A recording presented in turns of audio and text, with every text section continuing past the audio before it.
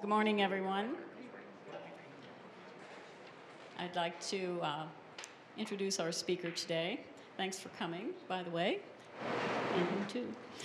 So my husband, Bob Whitsitt, who's in the back there, and I have known Hank Mishkoff for over 25 years.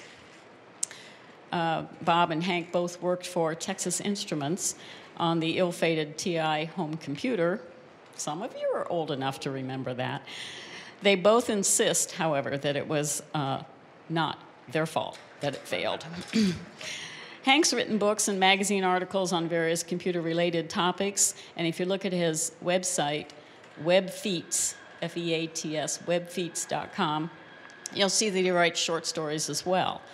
He's been on the internet business for more than 12 years, and in fact, he hosted the very first website that Bob and I developed.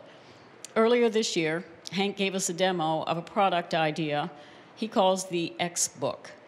He asked us if we could set up a demo at Google if we liked the idea and if we thought it might be of interest to the Google community. We do like the idea, and we do think that Googlers will be interested, and that's why we're here today. So to tell you all about the Xbook, here's Hank Mishkoff.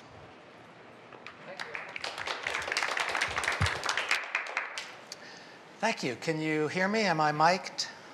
Yes. Everybody can hear me? That's good. This is a lot of fun for me. Lana showed me a photo last time I was in town of a talk that Jane Fonda and Gloria Steinem gave here, and she showed me a photo that she had taken of that speech where Jane Fonda is leaning over and saying something to Gloria Steinem. And it happens that Lana was close enough to actually hear what Jane was saying to Gloria. And so while all the Googlers were, I imagine, sitting out in the audience thinking, wow, we're here in the same room as Jane Fonda and Gloria Steinem, Jane Fonda actually leaned over and said to Gloria, "We're at Google." Real excited. And I understand that. That's exactly the way I feel. I think this is cool. I'm happy to be here, and thank you for having me. The Xbook is what I call an idea that I came up with for integrating video and text in the form of an electronic book. And the Xbook's just a working title. It's not a product. I don't have a prototype. I just did this software emulation to show what it would look like. I hope this will work. You're not getting the bottom of the screen, something about the resolution. Well, we'll find out as I get to the video portions. Imagine as you're seeing this that what you're looking at is not a computer screen, but a product that you're holding in your hands. It has two screens to emulate the 2 pages of a book, and you hold it in your hands, and it has some controls along the bottom. So that's the key to this. This is not designed to be software that you're running on your computer. This is designed to be a handheld product that you're reading like an electronic book.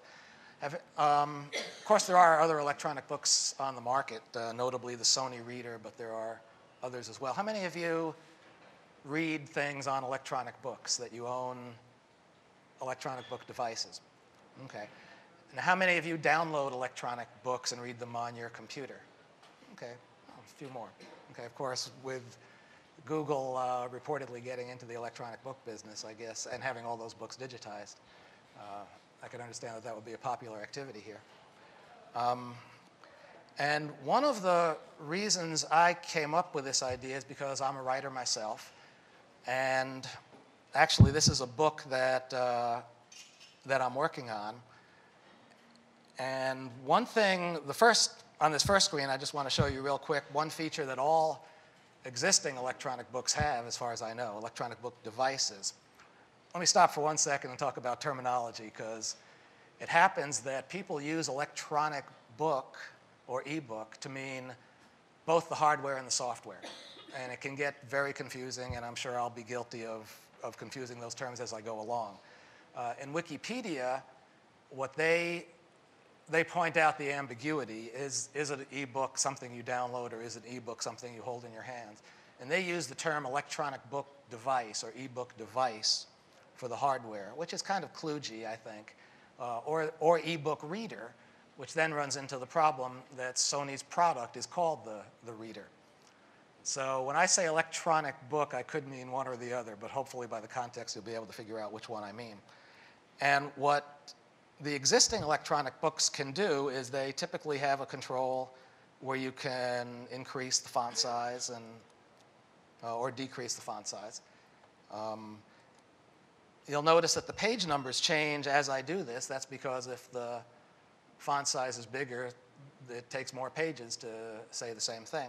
And I know the Sony Reader does this. There are some interesting computer problems there. Can you recalculate page numbers on the fly, for example? I'm not in this demo, and I don't think Sony does in their reader, although I can't be sure. Sony only has two sizes, I believe, large and small. There's no reason why you couldn't have more, but then you'd either have to hard code a lot of pages or figure out some way to do it on the fly. Okay, most of that's showing up. That's good. This is a book that I'm writing. I've been writing for some years.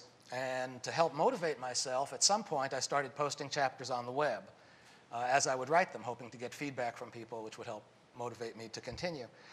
And it occurred to me at one point that maybe I could get people to contribute graphics, because I'm not an artist myself.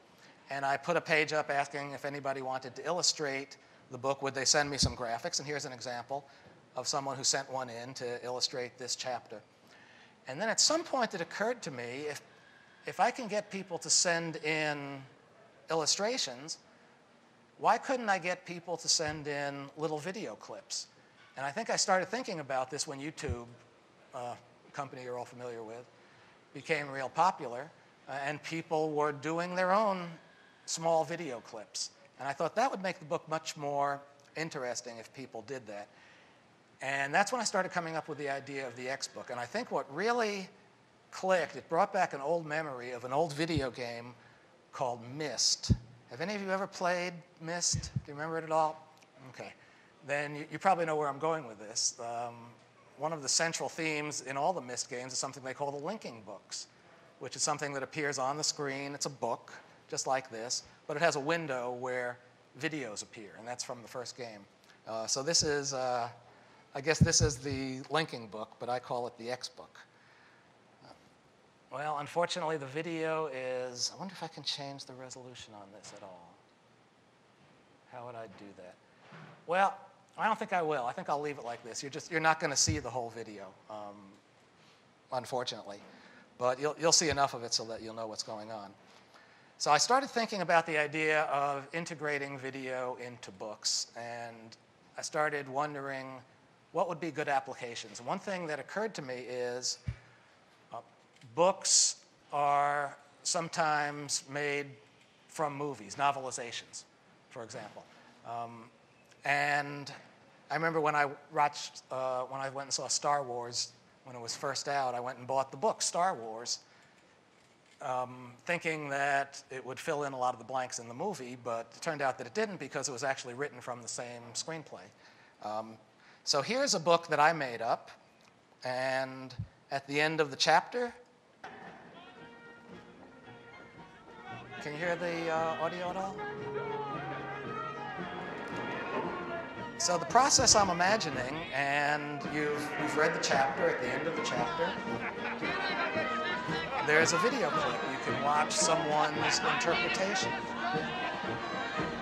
of the events in that chapter. You could have videos on every page, it's just depending on, at some point you're being too intrusive to reading the text. But I think in a work of fiction, a video at the end of each chapter would work pretty nicely. Let me kill that there. Does anybody recognize the video, by the way? Very good, very good. That's Das Boot that I wrote some text around so it would match the video.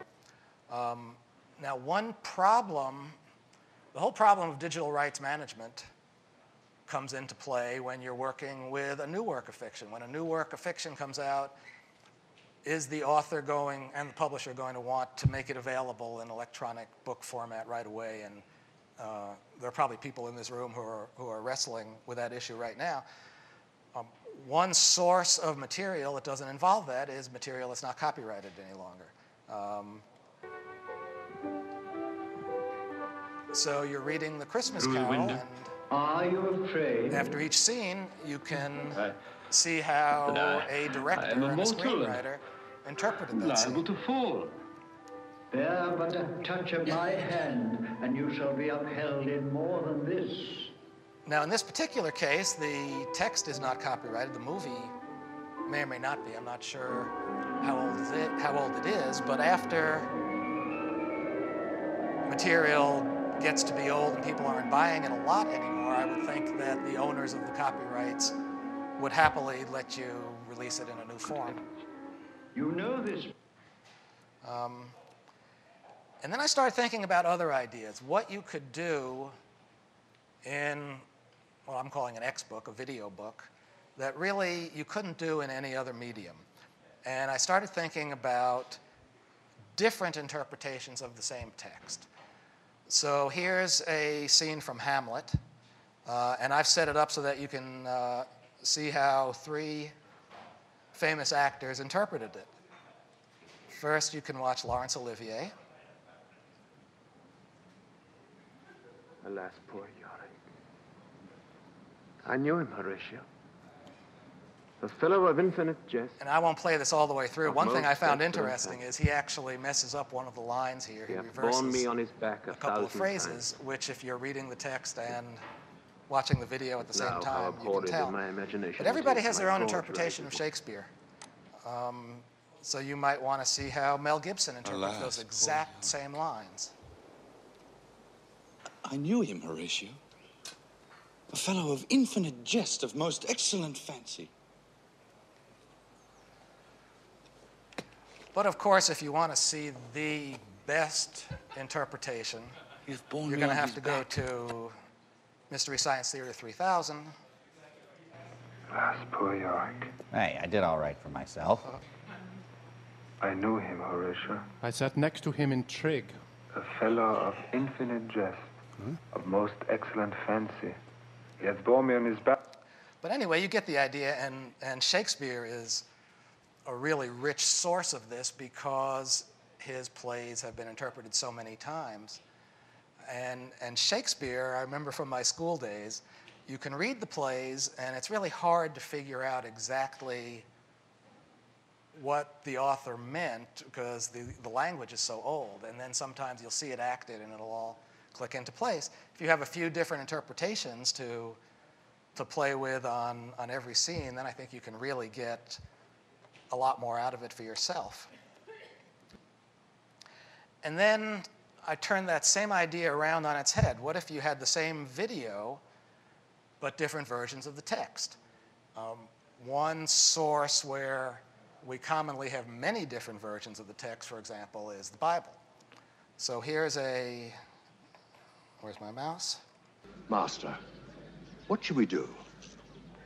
This woman has been caught in the act of adultery. Here's a scene that, She should be punished we're all according to familiar the with. law. And there are many What do you different say? video interpretations, too. In this case, I've used Answer, the same Master. video We want to know your interpretation, but you opinion. could have Yes, tell multiple us. video Is it right interpretations to and kill multiple her? text interpretations. So if you're reading the Bible and you're trying to study a certain point, He and among you who is you without want to sin, see how, since let it was him not cast the first originally stone. written in English, you can see how the King James translators handled it and then switch over to the American Standard Version of the same text, and then the New International Version. And not only can you do different versions, of course, you could have different languages. If you're trying to study different languages, you can switch it over into Spanish or Russian or the Chinese version. And this is something, again, imagine now, you're not looking at a computer screen. We are now. But this is a book that you're reading, a handheld device that you're reading that you can get all these different interpretations, all these different translations, and see the video. I like to think of it as an entirely new medium that I'm probably not creative enough to come up with all the possibilities of things that you could do with this. Just putting a video clip on the screen at the end of the chapter is just a starting point, is a launching pad. There are many more creative people who could come up with all kinds of ideas for how you can even better integrate video and text. And here's a situation where you have a book that's a classic and a movie that's a classic. Yes.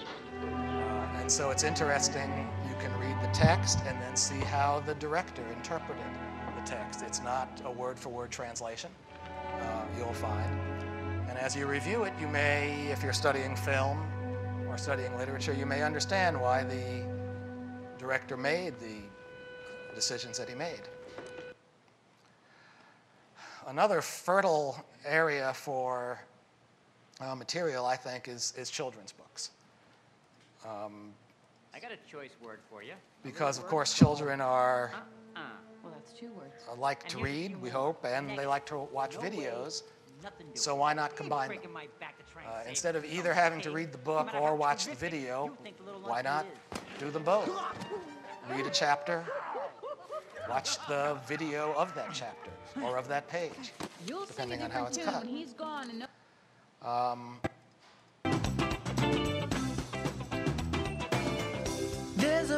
Children learning to read. This is I had an idea that I never implemented in the demo, but why not highlight each word in the text as the video is playing? So children learning to read will have they'll just be being entertained. They're just watching the video, and there's the text, and it's highlighted as it goes along, and they're learning to read, whether they know it or not. I started thinking about other genres that might be interesting to combine video and text. And one thing that occurred to me is coffee table books. We all have books on our coffee tables with a lot of photos about places that we've been or that we like to be, or that we might like to be someday. And our guests skim through those books. But there's no reason why the photos in those books couldn't be videos. And instead of reading about this room in the palace, you can have it pan around the room. You don't need a lot of still photos to show you the palace. You can just watch the video, which I think gives you a much better idea of what's in the room.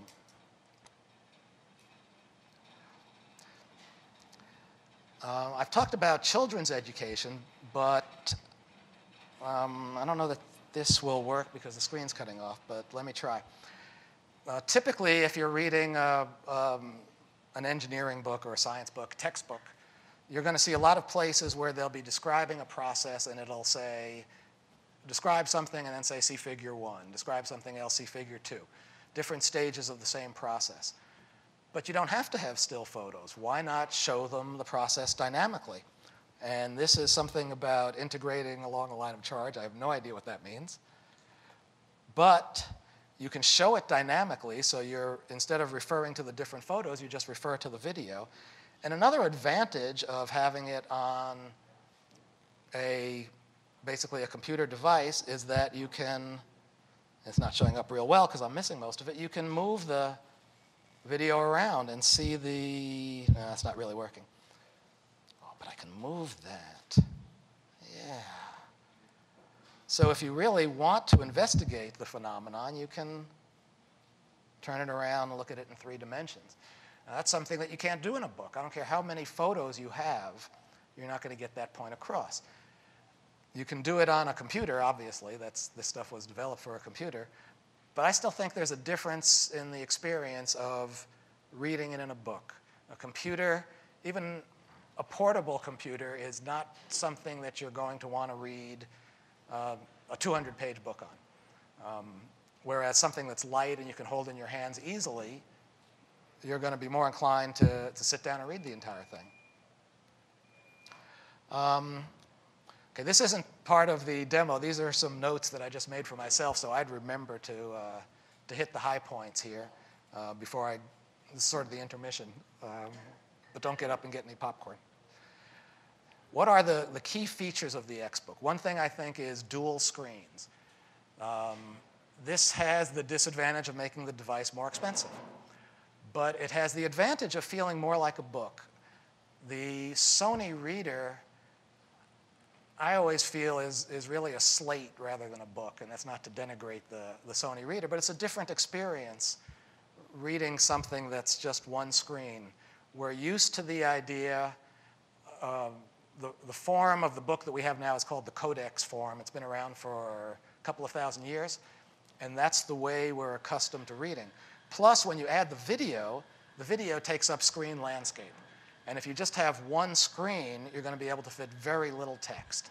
If you have the facing screens, you not only have the comfort of the book form, the codex form that we're all used to, but you can have the video on the screen and still have enough room for significant text.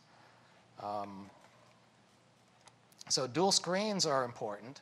The videos, obviously, that's what the Xbook is. And most of the videos that I've been showing you were in the same spot on the screen, but there's no reason why the videos couldn't be anywhere on the screen. They could be on both screens. I showed you one example where I had 2 videos going at a time. You could use it just for pure video. You would have a video book that would have no text in it. You could have the videos that I've shown you for purposes of demonstration. You notice I had to click on them to start them. There's no reason why you couldn't just turn the page and the videos would start by themselves, especially in children's books. It's just a different effect. And the sources of videos, I think movies are an obvious source. We have digitized movies, millions of them. YouTube is a fertile source of video clips, and there are others as well that I don't remember. I can't see them on the screen, but that's the basic idea. Other features, you could do animation. I had one example of computer animation. Audio, you could have the entire book read to you. I believe the Sony Reader actually does that as an option. So you can be wearing the Sony Reader on your hip and have an earphone in and just use it as an audio book, or you can read it as you go along. I think you could have, for audio, you could have it read one page at a time, the current page that you're on, highlight a line or a sentence or a word. That would help you with pronunciation. It could pronounce the word. You could click on a word and have it defined. You could have sound effects. Another thing that I think would be interesting to do with a video book that you certainly can't do with a book on paper is sort of a book 2.0, a book community. You have, Google's big on mashups on their maps and on Google Earth.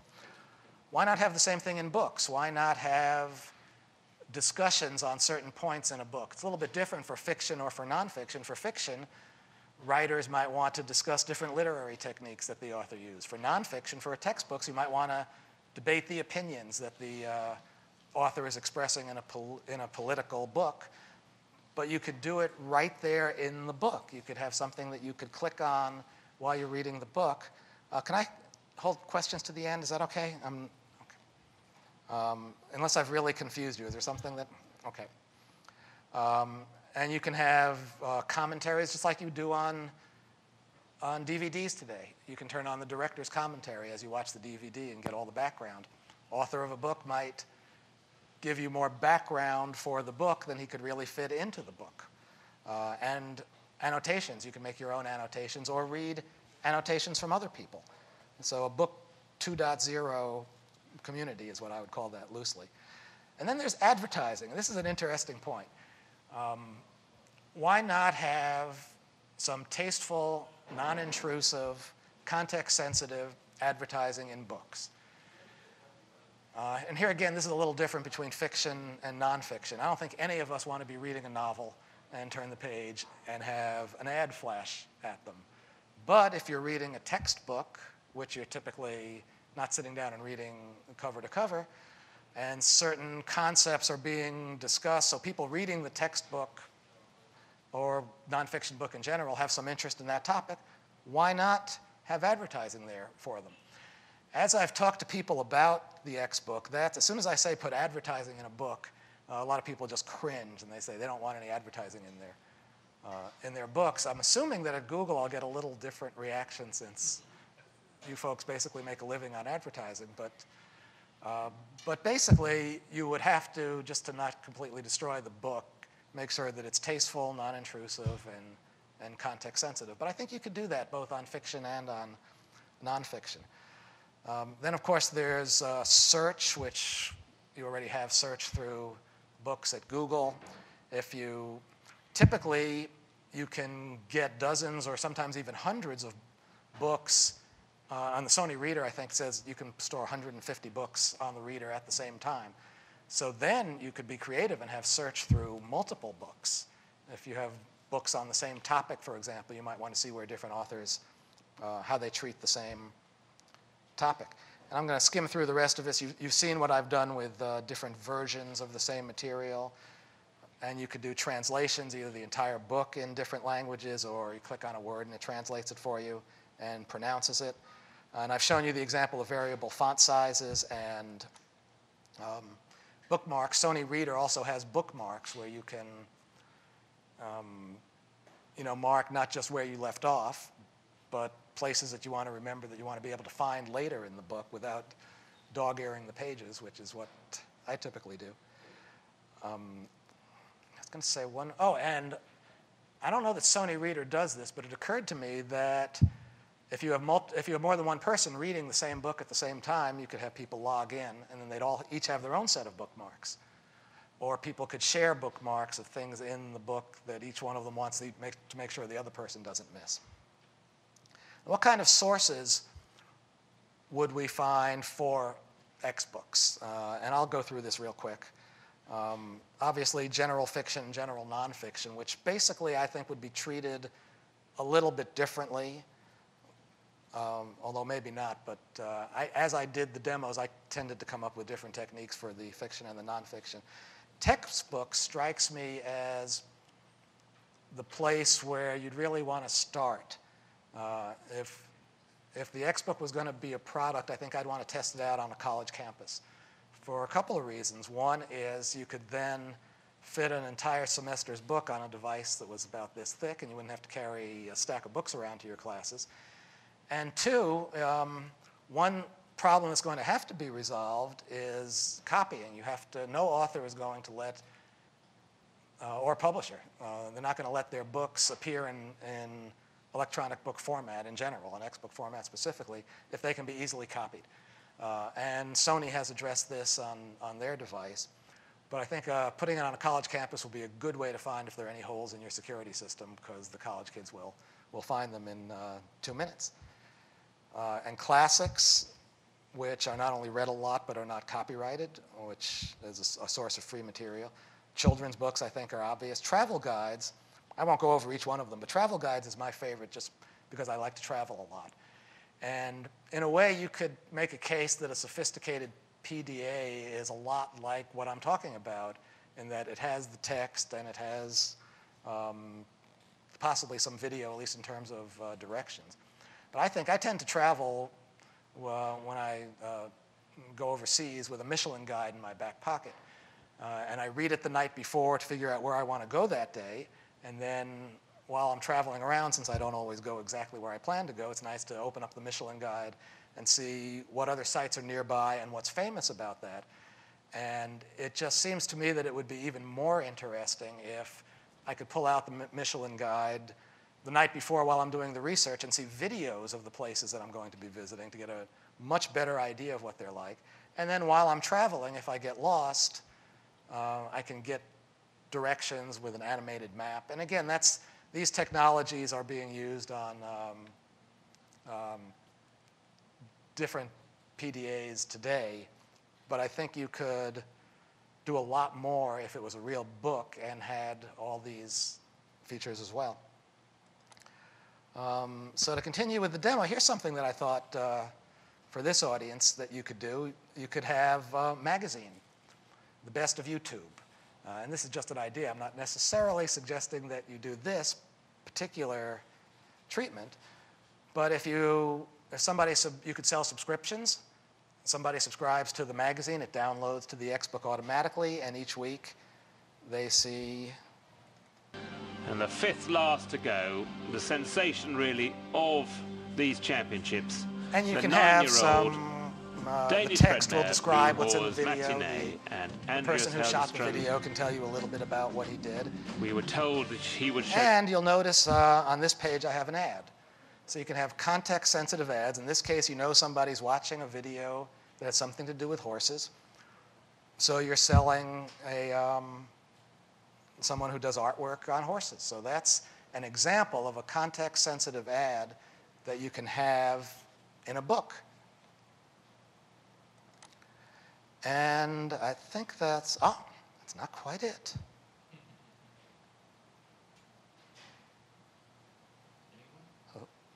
You're still here? It's over. Go home.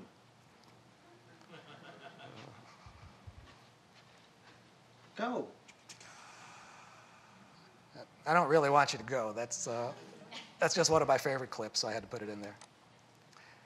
And that's it. That's the Xbook. I'll talk for about 2 more minutes and then throw this open for questions. And the question I want to answer that you haven't asked yet is, why am I giving you this demo here? And the answer is, I came up with this idea earlier this year, and I had no idea what to do with it. What do you do when you come up with an idea that you think is great, that you know in 10 years somebody's going to do it anyway, and you'd really like to be the person to develop this idea, but I don't have millions of dollars lying around. So I don't think. So I had to figure out what company might be interested in developing a product like this and having me work with them to develop this product.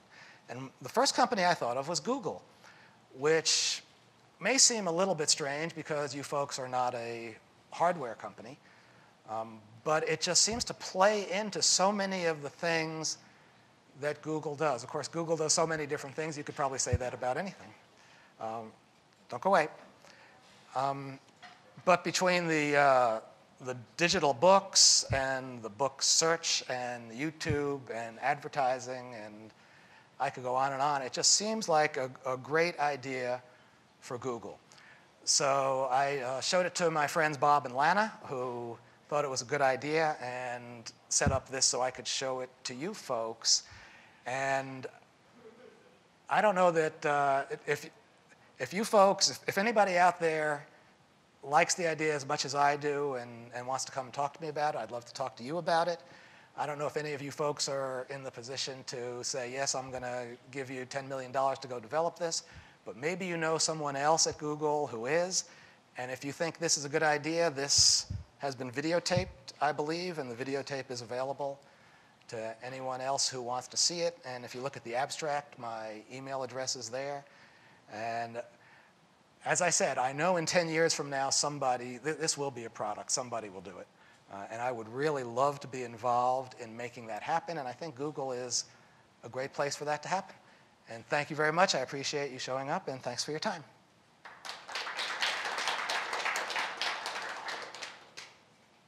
And I'll be happy to take any questions. My question is, does it have to be a hardware-software combination? Can it just be software? I think that for short pieces of writing, articles, people will read them on the computer. I mean, we all do that all the time. I'm not sure that people will read a novel, just to use that as an example, on a computer. I don't think that, okay? I didn't say that it would be a computer. I didn't say it would be anything.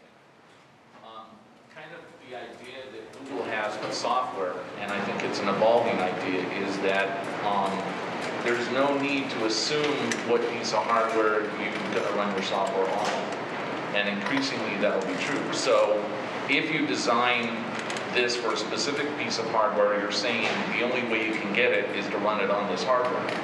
And Google's, I'm just telling you that I don't think Google's that way. It's more like, we'll develop the software, and whoever wants to develop a piece of hardware that can run it can do it. Yeah, and in a way, I don't have a problem with that, and in a way I do, and let me explain. I would agree that any software that was available for this device, for the Xbook, should also be able to run on a computer. I mean, I've shown you what it looks like, or what it would look like if you could see the whole screen. And there's no reason why you couldn't download that same software and, with the proper emulator package, have it run on your computer. And if that's how you wanted to read it, that would be fine. It could run on any device. But as I said, I think that the what I call long-form text, novel-length text, there's not going to be much of a market for reading it on the computer. People are going to want to read it on a handheld device.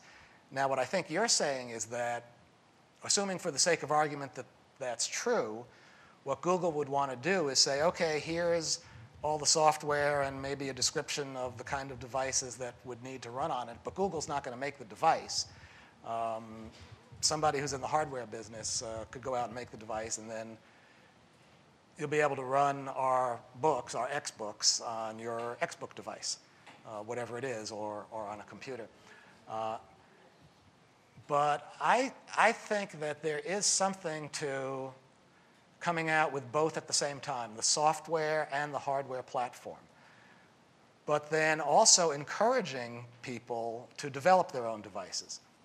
If for no other reason, then you're going to have different form factors. Like I say, when I travel, I have a Michelin guide stuffed in my back pocket. Now, your typical book won't fit in my back pocket. So I could see lots of different pieces of Xbook hardware. But I think whoever comes out with this first, it would be a good idea to come out with the hardware and the software, maybe partnering with a hardware manufacturing, not making it yourself, but coming out with it at the same time, possibly with the Google brand, or possibly not. But I think just releasing the software without the hardware platform available would be a mistake, because I don't think people are going to download the novels to read on their computers, so I don't think it will be successful. If you have a separate handheld device, I think it has much more of a chance of being successful, and then you can encourage other people to develop software and encourage other people to develop hardware as well. Just my opinion. Yes, sir.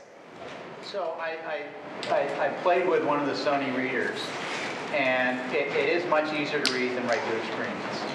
But I kept running into the fact that it's this closed platform. I can't use it for anything else, and it's yet another device I would have to carry. And that's a big barrier. Yeah, it's in effect, it's a stripped-down, stupid computer. Yes. I know it has a display. I know it has a CPU. I just can't get to it. Right. And in a way, that's true of a lot of the devices that we have, all cell phones, MP3 players.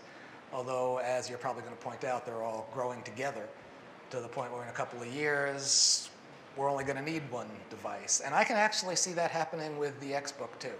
The travel version of the Xbook would certainly have a GPS device in it. And there's no reason why it couldn't be a phone and an MP3 player as well. Of course, everything, your garage door opener is going to be a phone and an MP3 player someday. But yet we use all these specialized devices, which certainly have a CPU in them and are certainly capable of being full-function computers, but they're not. Well, I say that, I don't know what you use. You may use a phone that runs Windows and can do all these things. I agree that we don't want to carry around too many devices, but I also think that there is room for a certain number of special purpose devices. And right now, you carry all these things, and you carry books around. So in a way, I'm giving you fewer things to carry, because now you have to carry all these things, but just one book, because everything you're reading can be on the same book, on the same device. I understand where you're coming from, and it is kind of frustrating at times when you know that the device that you're carrying around is perfectly capable of doing all kinds of computation, but it's been dumbed down to do one thing. But I think there is something to be said for a special purpose device as well, my opinion. Lana? Oh. I think the history of technology has pointed out that what can be said for the special purpose device is that its time on this earth is always short. If you were to build this book, you're going to have a hardware device that's going to be capable of all of these things. Why constrain it to just this one? If you want to put GPS on it, you want to put other things on it, I mean, implicitly it's going to have network access to work. It's going to have storage. Today, 3-4 years ago, a special device that did just this would sort of be feasible. Like you could make the case for the existence of that market. But you project forward, the network connection becomes essentially free. the storage becomes essentially free, the computation becomes essentially free. Now I'll admit that there's a lot of value in having a codex I can put in my pocket, right? And whoever solves that as a hardware platform, that's the big win. But this, I mean, we could simulate this on a web page, and as long as I have a web page that I can fold up and put in my pocket, I've got your Xbook, right? Like, there's nothing essentially tying this to a particular hardware device other than you would like it to be convenient. You'd like it to be, to pull a term out of the dark history of computer science, frommable, right? This thing you could hold and easily carry. And I think that if you really have your heart set on the hardware device, that you're setting up for disappointment. But if you're interested in the mixed media, then I would suggest go ahead and run with it. Because these questions of how do I have an abstract description of a book that's both repaginatable and contains embedded links that have different options, like that as a general format, that's kind of interesting. But I don't think that you're going to have a lot of success with the hardware device, because why would I have a device that can only do one thing when I could have a device that can do everything if the hardware costs are the same to me? Well, that's an interesting point. I will think about that. I mean, my tendency is to argue with you because that's what I do. But I will go away and think about what you said, because that's an interesting point of view. Just to throw out another consideration here, I didn't talk about, I'm not really a hardware technologist. I'm not one at all. But the way that these devices are going now is they use a screen that's a form of what's called electronic paper, which is millimeters thick at most. And it doesn't, electronic paper doesn't do color video yet, but it probably will in about 5 years, 3 to 5 years. The refresh rate's just too slow right now. The Sony Reader uses it, but that's text-based. You can do color, but you can't do videos, full motion videos. But within 3 to 5 years you can. And one nice thing about some of the electronic paper they're playing with is that it's rollable. You can roll it up into a little device. So, you know, we think about how small something can be. The screens, which I've also read, the guy who invented electronic paper was from Xerox PARC, which I gather is just right up the street here, and where everything was invented. And he feels that within 5 to 10 years, the electronic paper screens will just about be free, joining the list of that memory and disk space are basically free now. They're so cheap. So the screens will be free once they get into mass production. And so the question is, if you have a little device that is even smaller when you carry it because it rolls up into something that can easily fit into your shirt pocket, but then when you want to read it, you can unroll it with something clever that holds it stiff so that it's not folding while you're trying to read it. And your point is that if I could do that, why not just make that a general purpose computer? Then that would be your computer. Maybe one of the things you could do with it is read Xbooks, but you can also run your spreadsheets and your Word documents. And I'm not sure. I still tend to think, and maybe it's because I have so much invested in this, that in terms of time, I like the idea about the dedicated device. It doesn't have to have a keyboard that you would need to do general computing. If you plugged it into a keyboard, there's no reason you couldn't use it as a computer. If it had the right OS, if it ran Windows and a web browser. That's a long answer to a short question. But I haven't really thought about what you said, but I still like the idea of the dedicated device, but I understand the objections to it. Anybody else? Well, thank you so much for coming. I do appreciate your time. I'm at Google. That was fun. Thanks a lot.